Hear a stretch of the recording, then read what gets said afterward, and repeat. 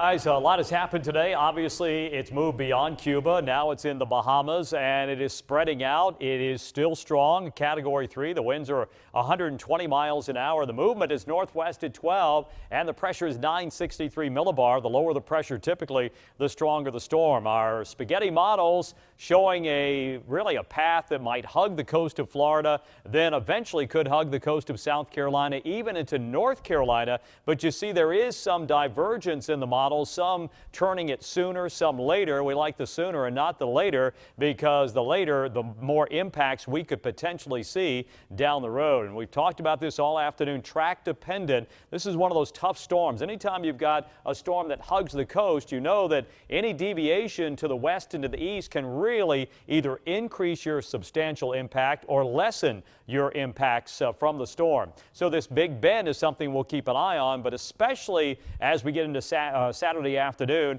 where the storm could be generally east or southeast of Charleston with 105-mile-per-hour winds with a latitude of 32 and a longitude of 79.5. This is important. Now keep in mind, when we're talking about the 105-mile-per-hour winds, we're really talking about the core roughly 30 or 40 miles away from the center. So the closer it gets to the coast, the better possibility we could see hurricane force winds. But if it stays this far offshore, then the chances are we would just see tropical storm force winds. And our surface wind model, this is the European model, continues to track again along the coast of Florida, potentially a landfall near the coast of Florida. And then as we get into Saturday afternoon, what this model did, it brought it really close to the South Carolina coast. I think the center just off the coast. But as you heard John Q talk about at the news conference a little while ago from the National Weather Service, you basically have that wind pushing the water onshore, the inundation, and then eventually the storm will continue to move offshore. So that's what we're looking at right now.